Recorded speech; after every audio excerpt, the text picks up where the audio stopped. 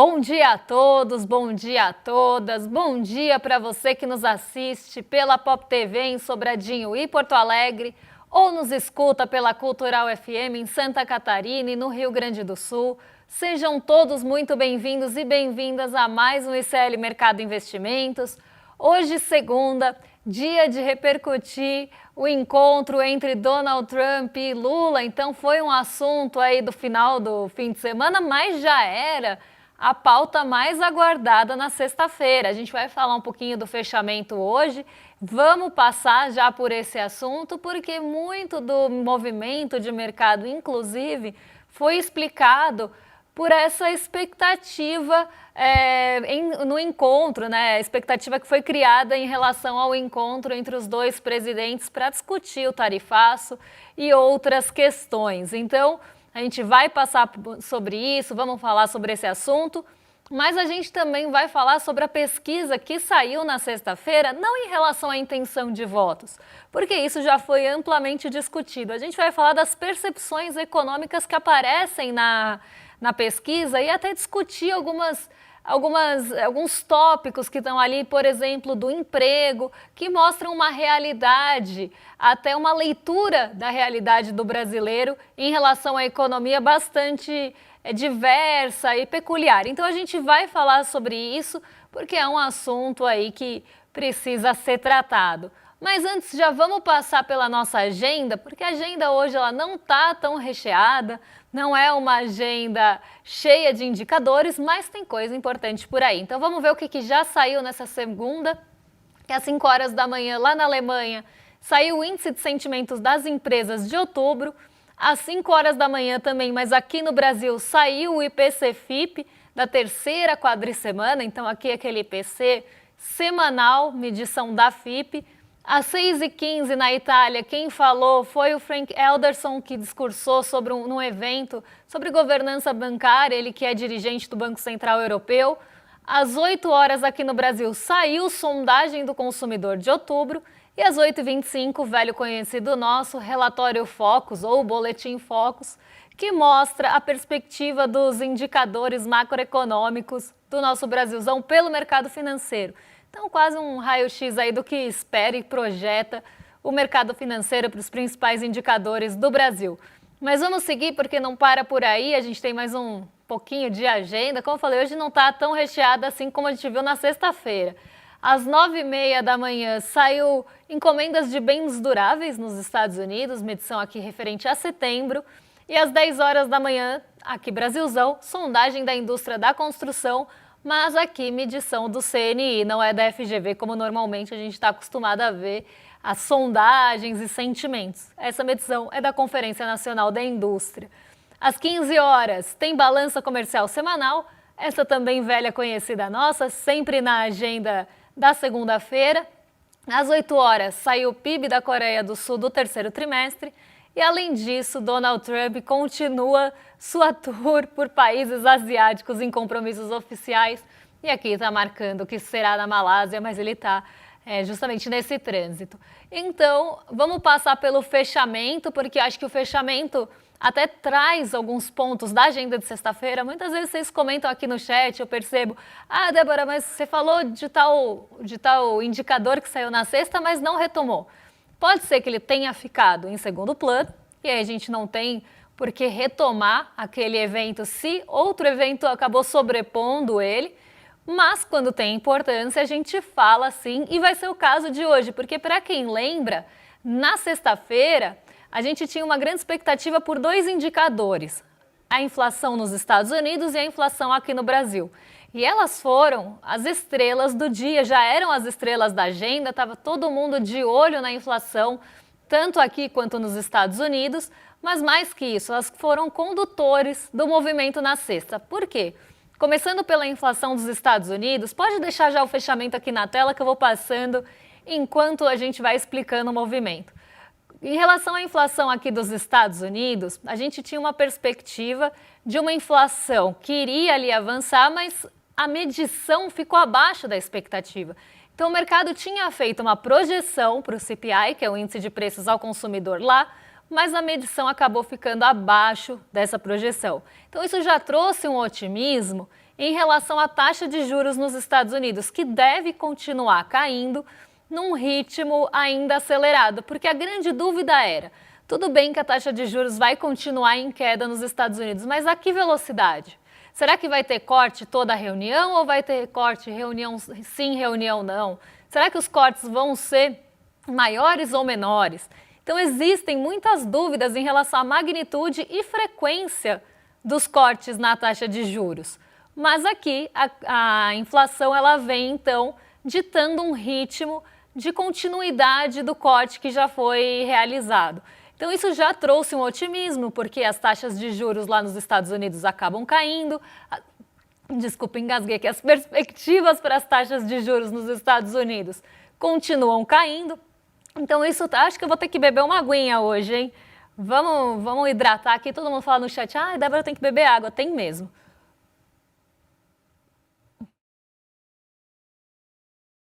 Já vamos continuar aqui então, cordas vocais hidratadas.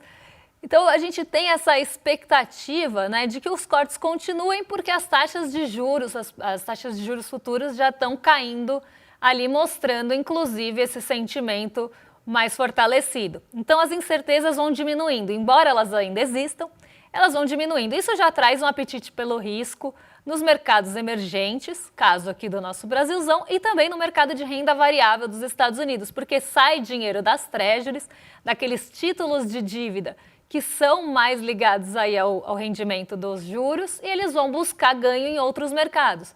Então vão buscar ganho no mercado aqui do Brasil, vão buscar esse rendimento nos mercados nova-iorquinos. Então foi um dia bastante positivo, como vocês podem ver aí, em Nova York e aqui, né? A bolsa subiu 0,31 no fim do dia e em Nova York o S&P subiu quase 0,80 e a Nasdaq, que é mais sensível a juros, porque é uma bolsa mais ligada à tecnologia, empresas de tecnologia já oferecem mais risco, além de ter mais capital de terceiros, então a bolsa mais sensível ao movimento dos juros, subiu 1,15% e aqui no Brasil a gente ainda teve uma camada. Por quê? O mercado estava super otimista com a leitura da inflação que foi considerada benigna nos Estados Unidos. Logo em seguida a gente tem a nossa leitura aqui, a leitura do IPCA 15, que a gente até contou para vocês, que também veio abaixo do esperado. O mercado projetava uma alta de 0,24, o IPCA 15, que é a prévia da nossa inflação, veio em 0,18 e essa leitura também foi considerada benigna justamente por ter ficado abaixo do esperado, mostrado inflação de alimentos um pouco mais contida, inclusive recuo, né, no grupo de alimentos, embora nem todos os alimentos tenham baixado, o grupo de forma geral teve esse comportamento de queda. O grande vilão da inflação aqui do IPCA 15 foi o grupo de transportes por conta dos combustíveis. Então, aquela inflação também vinda do grupo de habitação, da energia elétrica, acabou sumindo do radar. E isso fez com que a leitura fosse considerada pelo mercado benigna. Então, o mercado percebe que pode ser que os cortes de juros aqui venham mais cedo. Talvez não esse ano, como poderia já acontecer, mas no comecinho do ano que vem. Então, isso dita o ritmo, porque também caem as taxas de juros esperadas no Brasil. A gente tem esse arrefecimento dos juros futuros e isso traz o apetite pelo risco. A nossa bolsa chegou bem perto do recorde histórico, inclusive, mas não conseguiu sustentar o ritmo. Ela fechou em 0,31 de alta aos 146 mil pontos. Por quê? Ainda existia toda a expectativa e incerteza em relação ao encontro entre o Donald Trump e o presidente Lula que ia acontecer só no domingo. Então, a gente até teve um movimento mais fraco na Bolsa. O movimento aqui não foi tão forte por essa expectativa e essa cautela no desfecho da reunião, porque a reunião iria acontecer, ninguém sabia até então, até sexta-feira à noite, os rumos dessa reunião, se iam ser rumos positivos ou não. Então fica naquele sentimento de cautela, naquele compasso de espera para se posicionar depois que a reunião passasse. E essa foi, né, a dinâmica e o ritmo, o tom da Bolsa na sexta. Embora a gente tenha tido uma leitura da inflação nos Estados Unidos mais próxima, abaixo do esperado, e o nosso IPCA 15 abaixo do esperado, Isso fez com que o apetite pelo risco e os ativos de risco reagissem bem e tivessem alta. Ao mesmo tempo, aqui no Brasil, a alta foi ficando contida ao longo do dia, e principalmente no fechamento, por conta dessa expectativa pela reunião que iria acontecer no domingo. Então, a Bolsa subiu durante o dia, mas não sustentou, perdeu o fôlego nesse compasso de espera e nessa ausência de posicionamento nos ativos de maior risco. O dólar, ele também teve, vamos voltar aqui porque o dólar subiu, né? Apesar de tudo isso, apesar de ventos positivos, de queda no rendimento das treasuries e também, né, uma queda nos juros aqui do Brasil e alta da Bolsa, que poderia levar o dólar para o terreno negativo, ele não vai para o terreno negativo, ele fecha em leve alta justamente nessa expectativa, nessa cautela pela reunião de domingo. E é justamente nisso que a gente vai entrar agora. A gente vai falar desse assunto porque foi o grande condutor também da sexta-feira junto ao IPCA 15 que a gente já comentou com vocês. Então vamos entender como é que foi essa reunião, né, qual o desfecho e quais aí lições a gente tira disso. Porque a reunião foi considerada ótima, surpreendentemente boa. Inclusive tem vários comentários em relação a esse encontro, porque foi tratado justamente o que deveria ser tratado. Péssimo dia, péssima semana para ter o sobrenome Bolsonaro, que ficou de lado da reunião. E aí a gente viu pessoas esperneando no Twitter e nas redes sociais de todos os jeitos, né? Eduardo Bolsonaro já tentando fazer uma leitura diferente do que estava lá.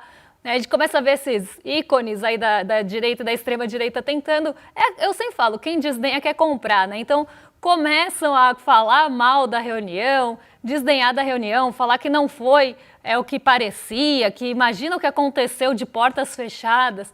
O que foi tratado é o que deveria ser tratado, que é realmente o acordo entre o Brasil e os Estados Unidos, os acordos comerciais, as questões tarifárias e não qualquer outro assunto que não condizia com a reunião. Então, quando eu falava que o Donald Trump usou o Bolsonaro ali como um fantoche, né, como quase um laranja, é que falar que o laranja usou como laranja, né, fica uma coisa meio nepotista, não sei. Mas ele usou como laranja, né, o Bolsonaro ali, como um primeiro plano.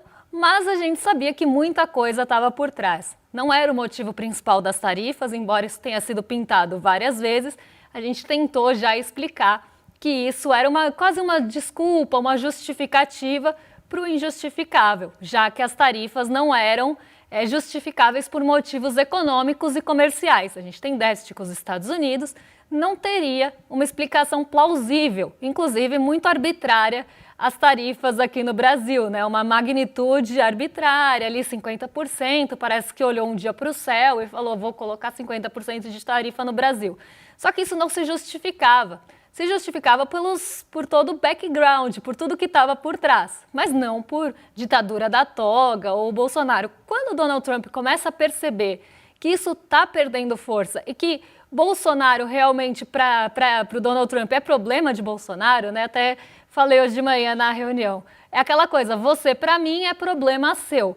Donald Trump começa a ter esse posicionamento, deixar o Bolsonaro de lado. Donald Trump é uma pessoa que usa as outras pessoas e as ocasiões a seu favor até o momento que elas deixam de ser convenientes. Quando deixa de ser conveniente, ele joga para o escanteio e vai achar um outro alvo, vai achar uma outra desculpa, uma outra justificativa que esteja ali mais em voga. Ele faz isso o tempo todo. Então ele usa as pessoas, usa as ocasiões, usa as situações a seu favor, até o momento que não tem mais por que ele usar. E aqui a gente começa a ver esse descarte do Bolsonaro pouco a pouco, eu já estou falando disso há algum tempo, mas agora ficou bem evidente nessa reunião, porque não foi falado no assunto. A reunião realmente tratou do que deveria ser tratado, que é a relação comercial e diplomática entre o Brasil e os Estados Unidos. E a gente até separou aqui algumas falas para passar com vocês. Não sei se a gente já tem, senão eu mudo a ordem aqui, então só me avisem, porque a gente separou algumas falas em relação a essa reunião que foram ditas hoje de manhã cedinho pelo Geraldo Alckmin no ICL Notícias, primeira edição. Então já vamos ver o que o Alckmin falou sobre a reunião e sobre os próximos passos desse acordo que está em vias de sair. Ainda não foi determinado, né? Então não foi ali fechado o acordo, mas já tem uma negociação em tramitação há algum tempo e o Alckmin falou sobre isso. Vamos assistir um trechinho. E a sua possível ida, ele perguntou, para os Estados Unidos para liderar esse próximo passo da negociação? Olha, depois do encontro do presidente Lula com o presidente Trump, já houve uma primeira reunião do chanceler Mauro Vieira, do nosso secretário, o Márcio Elias Rosa, que está acompanhando o presidente Lula lá na viagem, de outros diplomatas, e já deram lá o primeiro passo. Claro que isso vai ter que ter agora uma sequência. Não tem ainda nenhuma data definida, vamos aguardar a volta do presidente já amanhã para a gente conversar aí dos próximos passos, mas estamos otimistas. Eu acho que tem aí um caminho bom pela frente para poder avançar. É bom destacar que dos 40 bilhões de dólares que o Brasil exportou para os Estados Unidos o ano passado, 42% está fora do tarifaço. Então, avião, suco de laranja, celulose, isso está fora. 24% está na seção 232. A seção 232, nós e o mundo estamos igual. Exemplo, aço, alumínio e cobre, é 50%, mas é para o mundo inteiro. Nós não perdemos competitividade, só perdemos para quem está dentro dos Estados Unidos. O que realmente atrapalha é 34% da exportação, que aí ficou 10 mais 40, que deu 50%. Aí tem carne, café, pescado, fruta, motor, máquina, sapato, roupa. Então é importante, não tem sentido essa alíquota e todo o esforço para reduzi-la. Aqui o Alckmin explicou, né, muito bem aí a questão das tarifas, né? Como é que a gente está em relação ao mundo nessa questão tarifária mesmo, porque alguns produtos saíram, né, da sobretaxa e são produtos que são importantes para a nossa pauta também exportadora e importantes para os Estados Unidos na ponta importadora. Então a laranja e o suco de laranja saiu da... Aqui hoje a gente está falando bastante de laranja, né? Que coisa. Mas vamos lá, a laranja e o suco de laranja saíram, né? Ambos aí da sobretaxa. A gente tem a aviação e os subitens também ali da aviação que saíram da sobretaxa. Então, em alguns derivados da celulose, que são muito utilizados, a gente não está falando só de papel aqui, e outros derivados da celulose também saíram da sobretaxa mais recentemente. Então, começa a perder força o tarifaço, de certa forma, já antes da negociação, porque são produtos importantes para a pauta ali exportadora do Brasil, mas na outra ponta, muito importantes para os Estados Unidos. Se você sobretaxa, você encarece toda uma cadeia produtiva. Outros produtos, a gente está ali numa mesma regra, vamos dizer assim, como explicou o Geraldo Alckmin, dos outros países do mundo.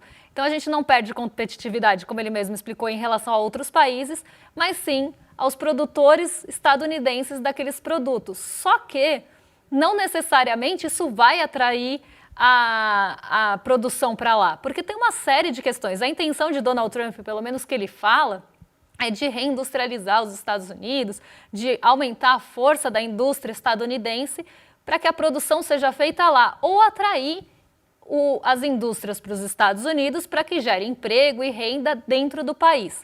Só que isso não acontece de uma hora para outra. Já explicamos aqui também exaustivamente que para você levar uma planta produtiva para um país e começar a produzir lá, primeiro tem que ser interessante. Porque senão você vai continuar produzindo com menor custo em qualquer outro que seja o país.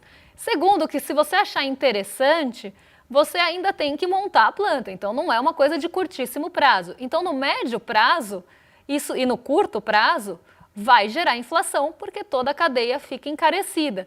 Então aqui a gente vê, né, essa tarifas do Donald Trump, essa imposição de tarifas do Donald Trump, prejudicando inclusive os preços dentro dos Estados Unidos. E isso acontece com alguns produtos brasileiros que ficaram fora dessas duas regras, da exceção e da tarifa igual para todo mundo. Caso da carne, do café, que já está, os dois casos aqui estão pressionando os preços lá.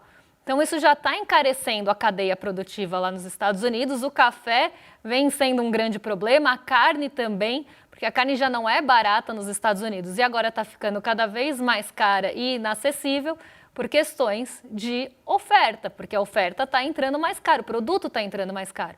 E isso é um problema, mas o tarifaço, de certa forma, ali quando a gente pega de 100%, 34% ficaram na regra do Brasil especificamente, como explica o vice-presidente aqui na ocasião, então parece que perde força. E ainda tem o acordo, né, que está para sair agora, que está sendo negociado, os encontros. Então tudo isso, né, já começa a mostrar que Donald Trump pode estar voltando atrás, e eu já tinha falado aqui em relação a pressões internas que ele vem sofrendo de diversos setores, justamente por esse encarecimento da cadeia produtiva. E outro assunto que foi abordado na entrevista no N1 foi também em relação ao Tarcísio prejudicando o próprio estado de São Paulo. Então vamos ver o que o Geraldo Alckmin falou sobre isso e a gente comenta na sequência. Primeiro, em relação ao tarifaço, lamentar a postura do governador do estado de São Paulo. Primeiro que o estado de São Paulo é um dos principais prejudicados pelo tarifaço, né? Não é possível aplaudir o presidente dos Estados Unidos num momento desse. Por quê? Porque é onde está mais fortemente a indústria. E a indústria é a mais afetada pelo tarifaço, porque é para os Estados Unidos que a gente exporta mais valor agregado, exporta mais manufatura e que é mais difícil você recolocar em outros países. O Brasil é um país caro, né? Carga tributária 33,5% do PIB, a China é 22%, a Índia é 20%, o México é 17%. Então não é fácil você competir, especialmente com os países asiáticos. Então é lamentável você defender uma coisa e que é injusta, não tem nenhum sentido.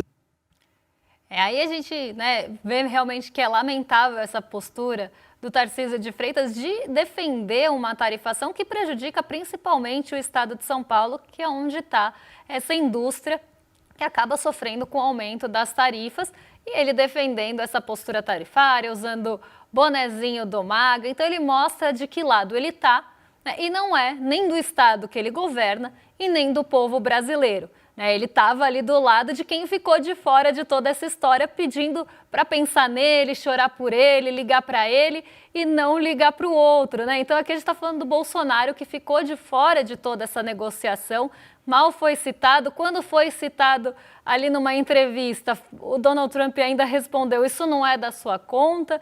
Então,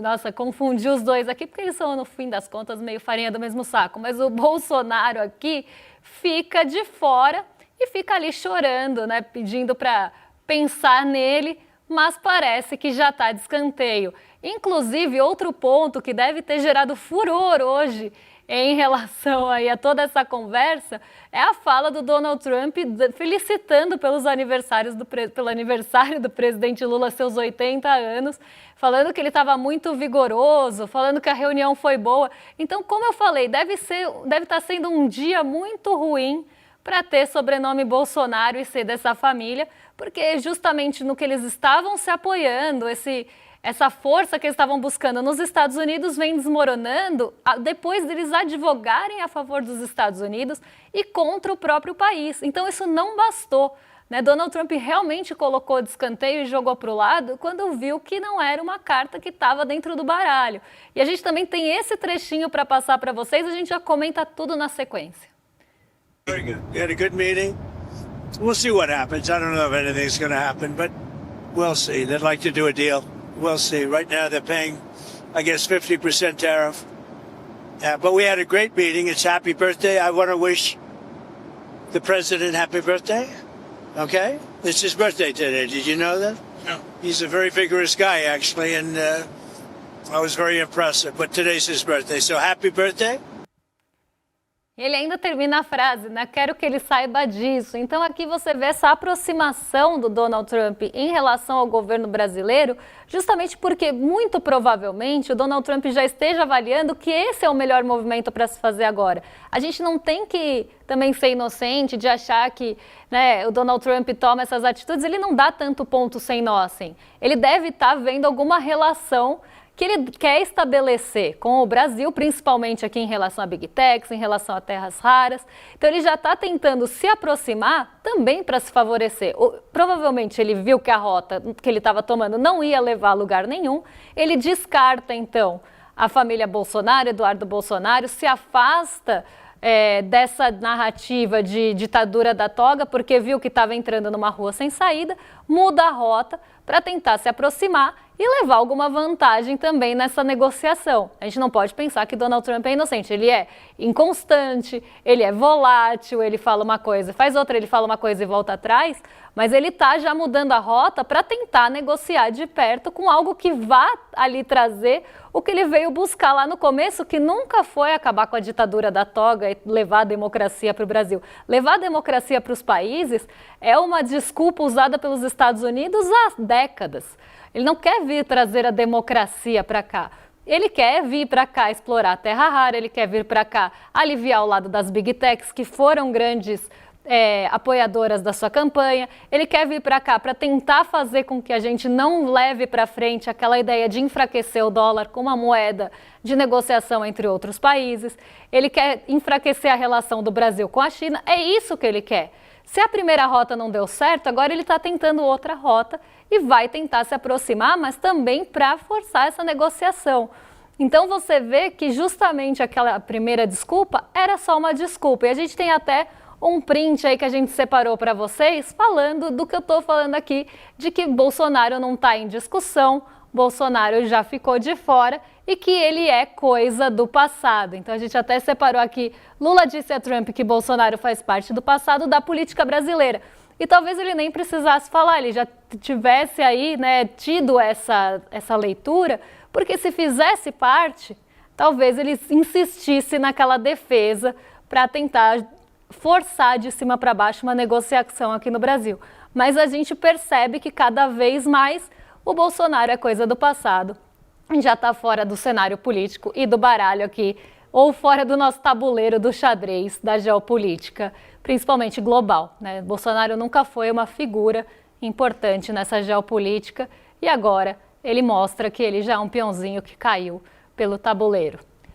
Vamos chamar vocês aqui então para que vocês se inscrevam na nossa aula do Grande Mentira do Capitalismo, até um nome que a gente teve que mudar por todas as questões que envolvem aí impulsionamento e a divulgação, né, das nossas aulas. Então a gente está fazendo um apelo aí para que vocês se inscrevam e participem dessa aula, até para apoiar aqui não só o nosso jornalismo, mas os nossos cursos e nossas aulas. Então eu vou convidar vocês para entrarem em iclmercado.com.br e na quinta-feira, agora, essa semana, dia 30 de outubro, assistirem a nossa aula com o GSE, que está imperdível, e isso precisa chegar ao maior número de pessoas, até o dia 30. Então convidem também seus amigos, mandem o link aí do ICL Mercado para que eles se inscrevam e assistam a nossa aula, que vai ser aí bastante interessante. GSE sempre dá aulas magnas e ele vai dar aqui mais uma aula para a gente. Só se inscrever no link ou clicar no QR Code que está no cantinho da tela, porque agora eu já vou me despedir e passar para os nossos vizinhos de cima. William Deluca e Guga Noblar já estão a postos para receber vocês. E eu volto amanhã para falar dos principais assuntos do dia. Um beijão e até lá, pessoal! Hoje, os trabalhadores uberizados enfrentam jornadas de trabalho ainda mais longas. Os entregadores de iFood trabalham às vezes 12, 14 horas, 16 horas. A exploração dessas pessoas pelo capitalismo alcançou níveis maiores do que em qualquer outra época no passado. Eles caíram na grande mentira do capitalismo e querem entender qual é? É exatamente isso que nós iremos discutir. No dia 30 de outubro, quinta-feira, às 20 horas, darei uma aula magna chamada Grande Mentira do Capitalismo. Vamos mostrar como o sistema ilude e engana hoje trabalhadores em todos os lugares. Todos os dias, as principais notícias do Brasil e do mundo direto no seu WhatsApp, com informação de qualidade e sem fake news. Escaneie agora o QR Code e entre para o canal do ICL Notícias. Informação que importa onde você estiver.